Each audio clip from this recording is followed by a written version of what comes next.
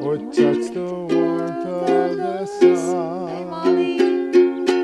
I hear children laughing in this place that I love. Is that right? Is that tuned? Sounds alright, huh? Yeah, that's fine. What are the From this notes? side? Okay, so I'm Joseph Terrence Miller, and I'm named after my father's second brother, who died really young at 21 of rheumatic heart fever. And my my dad was Hawaiian, Haole. So his father was Texan, I think, San Antonio. Came west to San Francisco area, and they got on a ship here right around the turn of the turn of the 20th century, so around 1901. Came over to Hawaii to grow tobacco.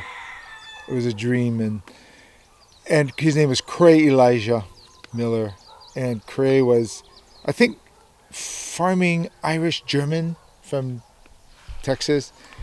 I don't know a whole lot about his Irish family and German family, except that because he died when I was 2, so I never met Cray. Well, I met him, but I don't have any conscious memory.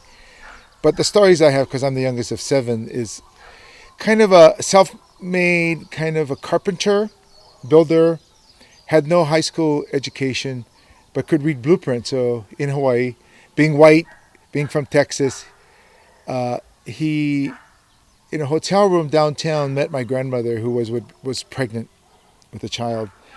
And the story was told that her fiancé, lover, had left her, and she had come over here to be a teacher, I think, at Kamehameha High School, at Kamehameha Finishing School, which was kind of the Hawaiian finishing school, from Maui. And so her name was Ellen Silva, Kilipohi Silva, and Ellen was crying in a hotel room, and Cray went down to say, who is this lady crying? Met her, somehow ended up marrying her, went to Maui to work as a carpenter for the Baldwin family. The Baldwins were big sugar planters on Maui, whose ancestry came, I think, as a missionary doctor, but then the subsequent children became business people on Maui in sugar, channeling water and building the flumes that became the big sugar industry in Maui. So Cray worked as a foreman for Mr. Baldwin, married, and had my father and his 6 siblings on Maui. And then my dad and he eventually worked for Pearl Harbor, ended up working here in Honolulu for Pearl Harbor. And we're there at World War II during the bombing, and so they were both on duty at that time, and they had to go back to report. And Dad and Cray worked in the carpenter shop at Pearl Harbor. My dad, meanwhile, had met Sue, my mother, who is Japanese American from Onomichi, Japan. And her father and mother had come over here for a plantation, to work in the plantations, but his background was he was a soldier for the Meiji Emperor, and so he was a bugler actually from his village. So he came here after the war to kind of reestablish his fortune, which he lost in Japan as a gambler. So the only 2 things you could do as a warrior was fight or gamble, and farming was beneath you because it was a social caste culture. So coming here, he never worked a day. He gambled in Chinatown, but he always took a knife with him. My mother told the story of him carrying his samurai knife to Chinatown. So I guess he was a good gambler because he supported the family. And then when he passed away, my mother and all of her siblings went back to Japan. She stayed because by then she had met my dad. They were married, and they gave birth to a family of 7 kids, of which I'm the youngest. So that's my and my childhood was spent growing up in a Japanese community, which is where my father decided to move because my mother wanted to be among Japanese because she spoke Japanese and English. So he lived with my mother's community in a place called Palama, in a predominantly Japanese community called Sumiyoshi Camp. Camps were plantation camps where families that came from the same area of Japan to Hawaii to work in sugar lived. So I grew up in a predominantly Japanese community, being mixed race, had Hawaiian neighbors, but almost, I would say 90% of my community was Japanese. We did Japanese movies. We did Japanese food. We did Japanese festivals, New Year's festivals, Japanese dance. And my Hawaiian connection was very, very thin. Most of it was fishing, music, since I play the ukulele and my Hawaiian neighbors played Hawaiian music. I never understood Hawaiian, but I sang it phonetically with them. Of course, I ate the food and loved the ocean, so that was my Hawaiian connection. Hawaiian consciousness was not present because we grew up in the post-war America. Everybody wanted to be 100% American. And 51, I was born. 8 years later, we became a state with a statehood vote, and everybody was happy to be American. It was boom days, the GI Bill. My dad worked. My mom stayed home, and like a 50s housewife, raised us on his salary. And we never sensed that we were poor, even though we didn't have hot running water. We had to make our own. A furo, we call it. Every day, every week, and every day, mothers would take a day of the week to do the fire, which was a communal bath, and then the families would take turns with the hot water that we cooked. And so it was a very third world kind of upbringing in very, very pre-statehood Hawaii. Yeah. So that's me. I was just for the car. Oh. I wasn't trying to put you off. Yeah. So Okay. 50s childhood, happy post-war, a mixed culture, mostly Japanese. That was my upbringing. But I guess the exception would be, we were Catholics. Everybody else was Buddhist, Shinto. So we got sent to Catholic schools, private schools. My siblings, all 7 of us. So that was different, I think. Most of my friends went to public school. Did you say that was an advantage? Yes, it was, in terms of giving you a heads up in education testing. Disadvantage in the sense that you didn't share the same educational world as your peers. So it made you feel a little privileged. We had to wear a uniform. And but other than that, I think, I would say give us a little bit of a separation, maybe a little bit of, so what do I want? False privilege or something like that. Sure. They were mixed race, mostly local Filipino Catholics. So it's a social class, all the same social, working class, Okay. labor families. Yeah, a lot of them worked for the pineapple industry, which was the dominant industry, or sugar, somehow connected. Yeah, it was Dole Plantation. It was Dole Plantation. They kind of unified all the smaller plantations. It was Dole and Del Monte. Yeah. So that was my upbringing. So birthplace is in Kaimuki on the island of Oahu, and let's see, my maternal mother's maiden name was Desa, so her grandparents came from Madeira, Portugal, and let's see, Portugal, and then she married a Chilton, so Choctaw, English mix. And then my father, his last name was Naone, so my maiden name is Naone, and it means the sands. And I've been trying to find my paternal grandmother because I'm named after her, and her name is Mary Ellen Brown, and she married a Naone. So What was your name again? Mary Ellen Brown, and I'm named after her. And she married a Naone on the island of Maui. So yeah, so I never met her, and I've been trying to find out my connection to her. Because my sister said, this is grandma, and then that's not grandma. Then she said, oh, this is grandma, but that's not grandma. And so I online, what were we doing? Not Ancestry.com. What's that other one, Joe? My heritage. My heritage. I typed in Mary Ellen Brown, and this lady popped up. And I just recognized her, and I said, oh, yeah, she looks more like my grandmother than the other ladies. So, yeah, I went to a private Catholic school too. So my father worked for Pearl Harbor. He was a leading shipwrightman. My mom stayed home and babysat, took care of the kids. So I'm the youngest of 4. And I don't know. I think my favorite thing was there was a Waialae drive-in where I lived, and I used to ride my bike up and down the hill. That was the best part of my childhood. riding the bike up and down the hills. Mm. I didn't have as an exciting childhood as you did, Joe. Other than as a family, we always had Thanksgiving parties, Christmas parties, and New Year's, and we always made lau lau and poi.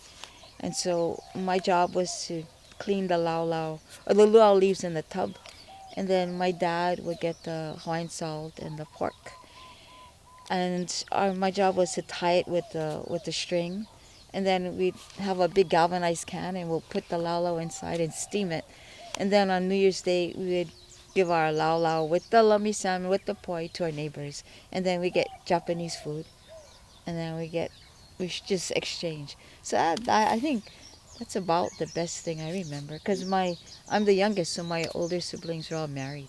So I was dating this other guy, and we used to get angry, but he was a Jehovah's Witness, and I just knew there's no way I can be a Jehovah's Witness. Mm. And when I went to their Kingdom Hall meetings, the woman said, "Well, you have to submit to your husband." And in my mind, I said, "What does that mean?" And she said, "Oh, whatever he says, you have to. He's a leader. You have to follow him." And in my head, I said, "There's no way I'm going to do that." So then, but so then I told him, this is not going to work. And then my girlfriend said, "Hey, why don't you come to this prayer meeting?" And I said, "What is that?" And she said, "Oh, just come and see." So I said, "Okay." So I asked him to drop me off there. And then when I went there are all these people, they're Catholics with their hands raised, and they're praising God. And I went, "This is not Catholic. Catholics don't raise their hands." I said, "This is weird," but it felt good. And then I saw Joe playing the guitar. He was one of the leaders in the front. And I just said, "Oh, he's a nice looking guy. Oh, and he can play the guitar. Oh, and he can sing." So that was a happy thing for me, yeah, because we met. I think it was in 70, 73, 73. And yes, so this is the charismania, the charismatic Pentecostal thing hitting the church. Yeah. And I had been attending one of those, I guess the independent evangelical Pentecostal, through friends of mine from high school who had their come to Jesus. This is the Jesus movement. This is a huge explosion of Jesus in the 70s. It was like Jesus Christ Superstar. Anyway, long story short, at Notre Dame they had a what would you call it? A movement started in among Catholic college students called the Antioch Weekend. My brother was in it. So I was experiencing something in Hawaii with this evangelical church, and then he was experiencing it at Notre Dame in Catholic Central. And a lot of the young guys who started it in South Bend would have a yearly conference. So he invited me to go, some of us to go, and it was kind of exciting. So that brought me into Catholic traditional heavy liturgical church with this freedom of the spirit, so to speak, charismania. And it was kind of exciting. So at Chaminade University, the only Catholic college, they started a meeting. We'd have like 300 people on a Friday night. And so I played the guitar for the worship service. Kind of like today you go to Hope Chapel, one of those churches, you would find a worship team. I was part of the worship team. It was kind of the Christian search for, what would you call it? I would call it experiential, subjective, non-doctrinal, non-propositional faith, because there was nothing doctrinal about it. It was all about experiencing the Spirit, speaking in tongues, glossolalia, people being slain in the Spirit, just real fun, more like experiential kinds of, which is everybody was seeking for in the 60s. Yeah. So it was good. It was good because it kind of stabilized us in a community of about 150 to core people, and maybe 300 people would come. It was like the biggest thing happening in the church in Honolulu was this thing. Yeah. So it was exciting. So we were there. We met there, and then dated for almost 8 years. Yeah. And then finally decided to get married, and I was teaching at a Catholic high school, St. Louis High School. We were still in college when we were dating, and then I'd gone to get my degree in theology. Like the renewal kind of led me to understand, I don't know very much about the Bible or anything like that. So I ended up going to Gonzaga, majoring in theology. I was an English major in University of Hawaii when we first met. I went up there for a retreat, and then I stayed. But then he came back because he went for his master's. He got his master's, and then he returned. We were young, and so we had to have moratoriums because we were getting too close, and weren't sure about the marriage thing yet. So we would have moratoriums. We just would separate, And then it was like 8 years, and I said, look, either you're gonna marry me or not. I gotta know. And so we made the engage encounter, Yeah, that was helpful. and then from there, then we decided, to get married. Right? Do you Yeah. think that was what you describe as a moratorium? Was that? Oh, we were that really getting- helped you get perspective. Yeah. Yeah, I think so. yeah, I think so. The separation to realize the values that he has, I have. So the common things that we both believe in God, and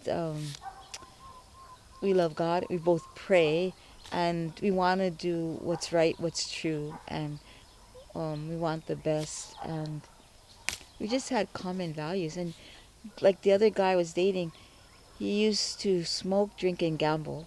And so I think I was in a stage of rebellion. I didn't want to. When I was a junior, my dad had a stroke, so I had to help my mom take care of my dad and bathe him and shave him and feed him, and so it was kind of a different kind of a lifestyle for a high school kid. So when I graduated, I think I just wanted to do something radical. I wasn't conscious of it, but I wanted to do something different. So dating this guy who smoked, drink, and gamble, I guess no one in my family liked him, and even his mom said, what do you see in my son? I said, I'm not sure. I really wasn't sure. So after that's when I started questioning and wondering why am I with him? And that's when I met my friend who said, why don't you go to the prayer meetings? I said, what is that? She said, just come and see. And that's when I saw Joe. But it was like all these people were Catholic Christians, and there was so much love. And I never experienced that in the church except when I was a kid. So I found love, and I found love in the right place with a lot of adults who were very supportive and encouraging.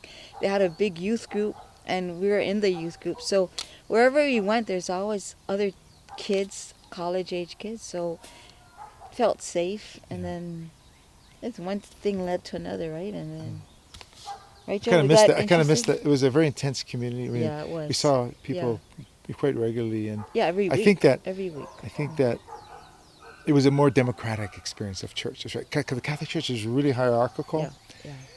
and I have since thought that a lot of its problems, the whole scandal in the church, the crisis of authority, right? Nobody believes the bishops because of the sex scandal. A lot of it's created by the structure, and they're having this two-tier. You have priests and religious who are the real Marines. Everybody else is second class. So I thought the charismatic renewal was wonderful because it was lay-driven, and nobody had a degree. Nobody was a clergyman. In fact, the priests were often in the background. The lay people led it. And I often thought it's a kind of reformation within the church that would be really great for it, especially now. Yeah. It needs to have this more lateral of a church, Yeah. because that's the way almost all the culture is going. But that's another aside. That's kind of another riff, But it was central to our life, very central. Yeah. At what time did you decide to have a child, or was it a choice? That kind of stuff. Yeah, it was a choice because we decided to use natural family planning. So I had to know when I'm fertile, and so we married in 1980. So we decided after 3 years of living together, I think now is the time that we should have a child. So we had Chris. And you wanted a natural childbirth. Yeah, I just wanted that. But then I had a midwife, but then it didn't work out because Christian was 9 pounds, 3 ounces. It's kind of big. So, but then we had Joy. That was a surprise. And then when I was 43, I had Kili Pohe, and that was a surprise. But we wanted a girl. You're 43. I was 43.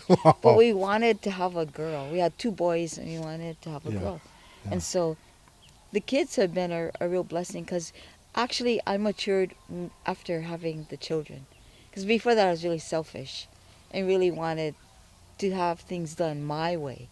But when kids come along, you learn about sacrifice and about, giving and sharing. And then he's working full time. So I needed to make sure that I took care of Christian, especially when he'd come home and have a break. Then when I started working, then we had to switch up. Yeah, that's right. Yeah. That's right. Yeah. Here, I've always had a split down the But middle. is it? Between art and family. Yeah. And I think once you get the children, that decision is made for you, right? Yeah. You're gonna have to do what you got to do. So I became a teacher. I'm a reluctant teacher, actually. Really? Oh well, high school. I loved teaching college. So I thought I always was for about Uh-huh. 10 years, Yeah. more than that maybe. Yeah. For Sean, I was teaching Yeah. adjunct stuff at night, like what you're doing, and then teaching full time during the day. So Yeah. usually I have 2 or 3 adjunct classes in the evening, because Catholic schools don't pay well. But Yeah. I enjoyed the school I worked with. I had a year at St. Louis, all boys school. I didn't like it. I didn't like the football culture. And then I ended up working with the Marino sisters, who were really involved with me at the Charismatic Renewal. Most of the Marino order was Yeah. also involved in it. A lot of them ended up in Nicaragua. A lot of them ended up in El Salvador. When they made the preferential option for the poor, the missionaries went and said, we're going to go to where they need us the most. So a lot of our friends, a lot of our close friends in the Marino order went there. So I taught in their school. And it was mission and basically social justice driven, that the theology in the school. So I felt at home there. You know, and so Kristen, Joey, and all the 3 kids went to Marino. They all went to Marino, which is great because I could But see them. And Kilipohi is a kumu, so she came here and graduated at UH Hilo to major in Hawaiian. So she's a kumu. She teaches at Kamakau, and then Joey, he was gonna be a dentist, and he went to Creighton. Was gonna be a dentist, changed. Then he became exercise science. exercise science, I think, is what he got his degree. Yeah, finished and in. then he came back home and he was gonna go be a nutritionist. And then I said, good. And then he said, oh, Mom, I think I'm just gonna work at Ho'olu'aina. And so I said, like, you can be a farmer. He says, yeah, Mom, I think that's where my heart is. And I said, but you've been accepted. You can get a degree. You can make money. But that's not what he wanted. He just wanted to work with doing what he loved, which is working on the land with people that he cared about. So that's where he went. And then Christian, when he was a senior, he had a music program and he created a symphony. And so he was on a CD, and the principal of Marino took it to China to show what's possible. They're trying to draw students to Marino. And he said, yeah, we're so proud. We're going to take your son's CD. And I said, really? Yeah, Christian was in that. He's just very unique. Well, he was in that bubble when the school decided to. What's the word? We joined the Coalition of Essential School, which was one of the big reform groups out of Brown University to try to make learning more than about occupying the seat and taking tests. So the kids all had a senior project. They had to create something with a mentor in the community to help you. And not a teacher, but somebody who's doing something like architect. I don't care what it was. Yeah. So Christian was music, so he created his own music. Yeah. And I think it tilted him towards technology and music. Oh, yeah. And he still does it. I He think. would take apart computers. Yeah. He'd take things apart. I go in his room, I go, ooh. So then he'd put things together and rebuild. And he's always had that problem-solving kind of mind and the ability to stay focused for hours on end. Yeah. Which is a gift, I think, a real gift. And it's good that he's with Holly because they really balance out each other. Yeah. And the blessing is, we have Zai Zai and Molly. We have 2 grandkids. Yeah. Because they met, I think, on. Online. Oh, yeah, William Gibson. They met through William Gibson. And I think, first we're saying, why aren't you going to date? Because we're not from that world, right? We're not. Yeah. It's like, you can meet somebody online and, find. But so Christian went up there and. He met Brock. Brock met him with his motorcycle. Yes, Yeah. yes, Yeah. yes. With he the British did, Columbia, he yeah, did, for the he William did. Gibson Comfort. And I think Holly's dad made sure checked out Christian before.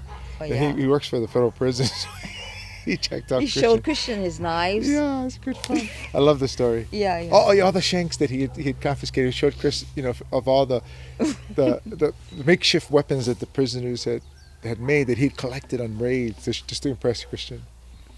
So he checked out Christian, and I guess he gave his approval. So I thought, oh, if Brock accepts you, then it's great, And so Yes, yeah. yeah, a couple of years later they were married. Yeah, we went up And there we for went their up there wedding. for the wedding Yep. and met the Yeah. family. And Yeah, yeah, really happy that yeah. we have the 2 grandchildren. Yeah. And then Yeah. probably Alani and Joy eventually. Yeah, And they're Kili good looking. Poi, she's 25. She's still. She's still searching. doing the dating game. But we'll Yeah, see. yeah. Yeah. Hmm. So, And that brings us to the Big Island. So we're looking at. Well, I just retired last year. Mary's still teaching, but I still like. I'm too young to be stop doing stuff. So I'm not sure what I want to do. Certainly, I don't want to go back to education per se. But Yeah. right now, I'm working with my hands. So he's fixing looking stuff. at land. I was Maybe looking we at could buy over there. land over here. Yeah. Yeah, and then Joy said for $1,000 can have somebody come and clear it away and then come up and build. And I said, yeah, let's do that. Let's look at the land right here. And so we're talking to Christian about that. So wonderful. Yeah, it is. Then Joy is excited because, we just build right next. Well, we're on time, and so this Yeah. has Great, been great. a privilege and an honor. Thank you both. Yeah, you're welcome. You're welcome. Thank you. Molly, come over here really quick. Yeah, come, Molly. Come, Molly. Get Yeah. on camera. Yeah, Good let's get her camera. on camera. Where's the Zai? Come, Molly. Yes. Come right Christmas. in here. Come right in here. Right in here. Christmas Yes, is yes, magical. Yeah. Zai! Zai! Closing shot. Put Zai in the front. Closing Yeah. right over. Hi, Zai. Yeah. They're such a blessing Come, get in the for all of front us. here, buddy. Get in the front Come, here, Zai, buddy. Zai, right here. Come. Okay, here. Are you Okay. excited that Grandma and Grandpa got to come visit? Has it been a good visit? You can talk. You say something. It was fun. Yeah, it was fun. It's yeah. fun. Yes, it was I fun. finally got off my training wheels. Yes. Yes, I'm so proud of you. Well, you got off the train. Yeah, Yeah. I'm so Yes. proud of you. What have you Yes. been doing all week, Zion? You just had a birthday. Yes. And what did you get for your birthday? Sometimes I park Lego stuff and an alien egg. The alien egg. And dinosaur stuff. And you all watched The Jurassic Park? Yes, we did. watched Jurassic Park, World. Jurassic World. Yes, we Yeah. did. And I stayed free with dinosaurs. Yes. And Yeah. and today we went to a bookstore. Yeah, Yep. we did. And our mom got Jurassic Park book. And Oh. I got a Stitch book. Yeah, and Zaza got the golden egg, right? A Stitch plushie. Yeah. Yeah. Is there a song you all know together? By any chance? Ooh. Okay, we can do the Ooh, poo yeah. poo. Okay, poo poo. No, we can do the cool Okay, bye.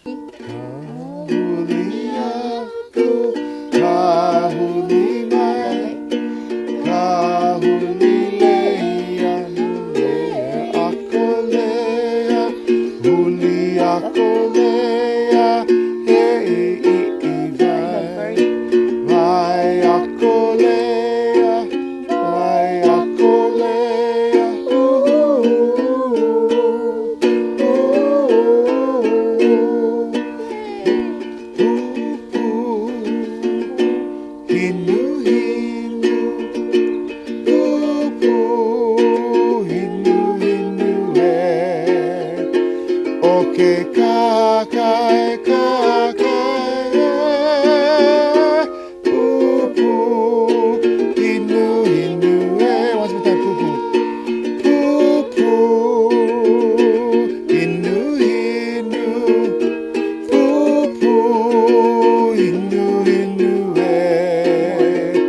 emo, emo, emo, poo poo, hinu, hinu, poo poo, hinu, hinu, Okay, big hug and kiss. Big hug and Mwah. Okie dokie.